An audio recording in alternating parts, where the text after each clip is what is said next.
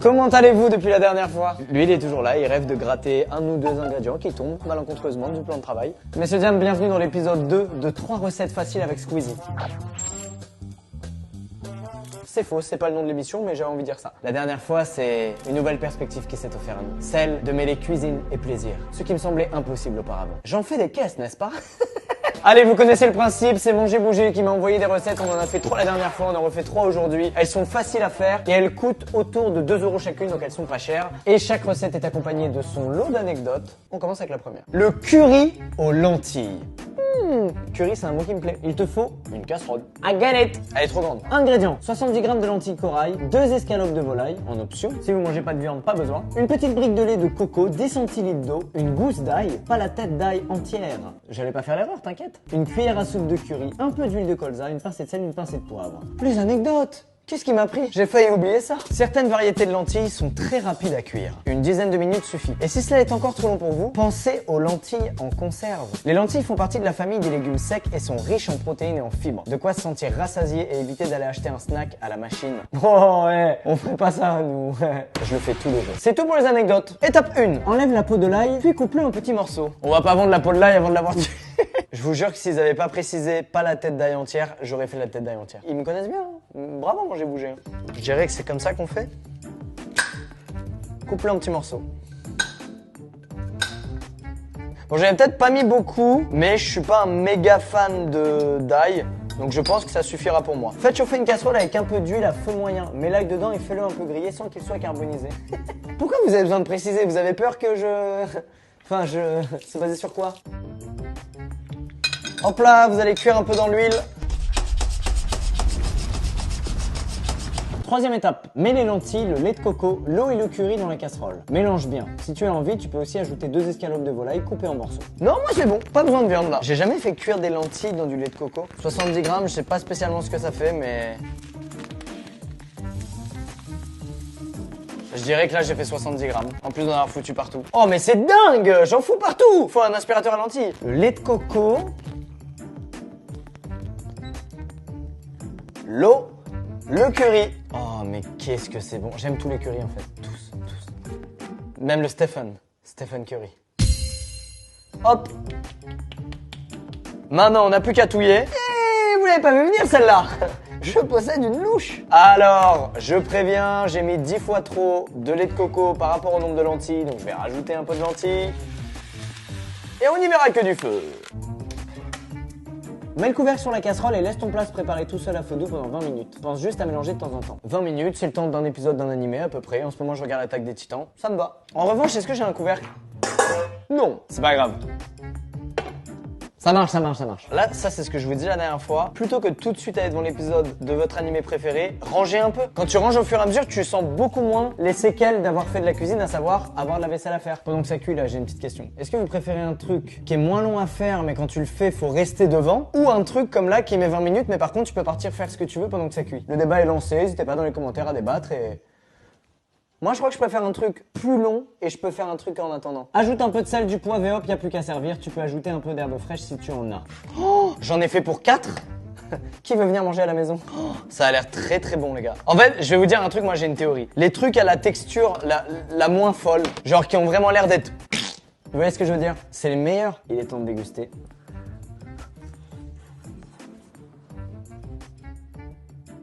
Je crois que le lait de coco y est pour beaucoup. C'est vraiment pas mal. Hein.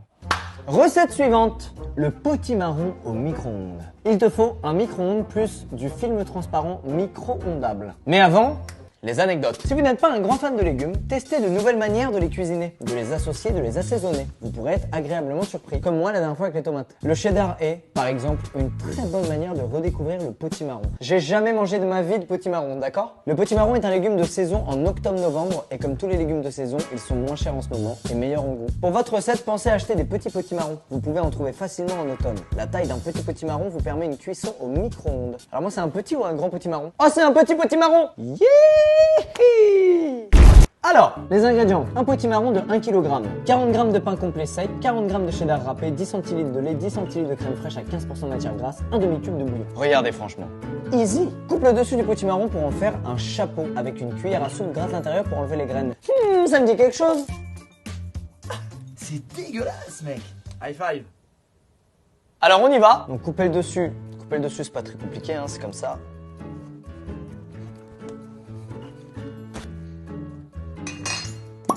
Wouh! Attends, mais je l'ai trop mal coupé là où je rêve. Ne faites pas comme moi. Il faut vraiment que ça fasse tout ça, votre couvercle. Moi, il est trop petit. Mais je vais racler à mort quand même. Et du coup, j'aurai la profondeur qu'il faut pour la recette. Hop là, donc là, on dégage toutes les graines. Franchement, là, c'est très clean. Je suis très fier. Mélange le lait, la crème et le cube de bouillon que tu auras mis en miettes. Le lait, donc c'est 10 centilitres, c'est à peu près ça. La crème, hop. Et le demi-cube de bouillon qui est juste ici. Je viens de le mettre en miettes. Je le mets à l'intérieur. Ok. Ça va être pas mal ça, je le sens. Casse ton pain sec en croûtons. Remplis la courge en faisant des couches. La moitié du mélange lait crème d'abord, ensuite le pain sec en croûtons, le cheddar râpé, et enfin le reste du mélange lait crème. Ah merde, fallait pas le mélanger dedans direct. Mais qu'est-ce que je fais là? C'est pas grave, regardez, on va transvaser. Voilà. On fait une première couche. Voilà. Ensuite, mon croûton. Je vais mettre une petite couche de croûton, le cheddar râpé, ça va être une tuerie, je le sens. Le reste, et enfin une couche de lait et de crème. Je viens d'en foutre partout, vous pouvez me tuer. Remets le chapeau sur le potimarron, enveloppé dans du film alimentaire micro-ondable. Je lui remets le chapeau, bam, c'est réglé. Très satisfaisant ça. 8 minutes au micro-ondes, ok. Ah! Tout va bien. Bon, 8 minutes, c'est quoi? C'est un tiers d'un épisode d'un animé. On prend, hein. A few moments later. Messieurs, c'est maintenant. Wouh! Ça sent bon! Wow! Wow! Wow!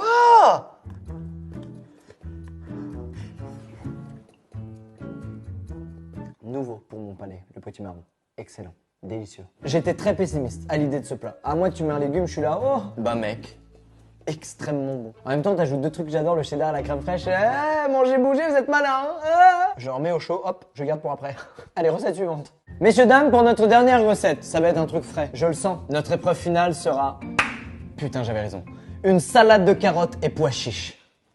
Oh, j'aimais bien les anecdotes, c'est les dernières. On va les savourer, celles-ci. La carotte est un légume de saison en octobre-novembre. Et qui dit légume de saison dit moins cher et meilleur goût. Vous me l'avez dit 2 fois, vous nous prenez pour qui? Dans la préparation de vos repas, pensez aux légumes secs, lentilles, haricots, pois chiches. Ils vous permettent d'avoir un bon rapport en protéines sans manger nécessairement de la viande. Ils sont aussi naturellement riches en fibres.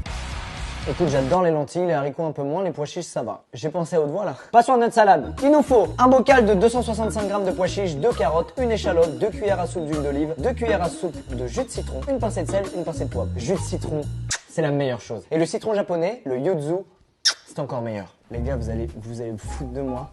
Je sais pas c'est quoi une échalote. Enfin, je sais pas à quoi ça ressemble. Vous allez vous foutre de moi, je le sais. Mais attendez, le petit oignon de je sais plus quelle recette, alors c'est une échalote que j'avais prise. Merde. Bon, en tout cas, ça marchait grave avec une échalote. Mais une échalote, c'est un petit oignon en fait. Attends, je suis trop con. Tout est là. Étape 1, commence par réunir tous tes ingrédients. 2, verse ton bocal de pois chiches dans une passoire pour enlever l'eau. Mais avec grand plaisir, regardez. La passoire est là. Ah. Enlève la peau des carottes et de l'échalote et coupe-les en petits morceaux. Attention les doigts. Mais avec grand plaisir. Alors là, tous ceux qui ont un éplucheur, franchement bravo les gars. Ça vous permet d'éviter ceci. Qui est dans la team j'épluche la peau, mais aussi un tiers du légume car je vise trop large? Levez honteusement la main. Ou la carotte, ça fera l'affaire. L'échalote, évidemment.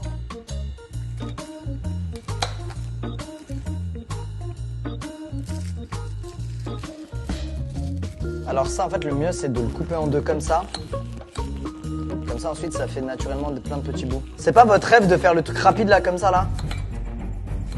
Des chefs, là, ils font ça, en fait. Mais j'ai un bord de truc qui me gêne, donc je peux pas. Sinon, je sais le faire. Hein. Oh, cette douleur, j'avais oublié depuis l'épisode 1. Dans ma famille, on est hyper sensible des yeux. Non, je rigole. Quand j'étais petit, je regardais ma grand-mère faire et elle pleurait de tout son être. Elle criait un peu et tout, tellement ça lui faisait mal. J'y vais à l'aveugle. Ne faites pas ça, évidemment. Ça, c'est fait. Maintenant, on va couper les carottes en petits bouts. J'adore les couper en rondelles. Ça me rappelle mon enfance. Il y avait un plat comme ça à la cantine de carottes en rondelles. Qui s'en fout? Mélange le jus de citron, l'huile, le sel et le poivre. Alors, une petite technique quand vous voulez couper un citron pour qu'il y ait du jus. On m'a dit ça un jour, je le fais depuis 10 ans. S'il vous plaît, ne me dites pas que ça sert à rien, je vais très mal le vivre. Tu le roules comme ça en fait, sur lui-même. Et normalement, une fois que tu vas le couper, il fera plus de jus. C'est une connerie ou pas? Dites-moi. On a dit 2 cuillères à soupe d'huile d'olive, puis de jus de citron. Ok. Moi, je vous avoue, je vais me faire 3 ou 4 cuillères à soupe de jus de citron, c'est trop mon truc. Je comprends hein, que des gens n'aiment pas, mais moi, c'est vraiment mon truc, j'en mets partout. C'est simple. Le peu de choses que j'ai cuisiné, j'y ajoute du jus de citron. Hop là, saladier. Allez, hop. Attendez, mais j'ai oublié les pois chiches dans le... Mais je suis complètement dingue. J'ai oublié mes pois chiches, voilà. C'est ça qu'on veut. On mélange. Excellent. Et donc là, j'y ajoute ma petite vinaigrette. Voilà. Et comme je suis un grand fan, quand même... Messieurs, dames, ça m'a l'air prêt. Alors, normalement, il faut le mettre 15 minutes au frigo pour que ça refroidisse et c'est meilleur. Moi, je suis pressé de goûter ce que je viens de réaliser. D'accord? Attention. C'est parti.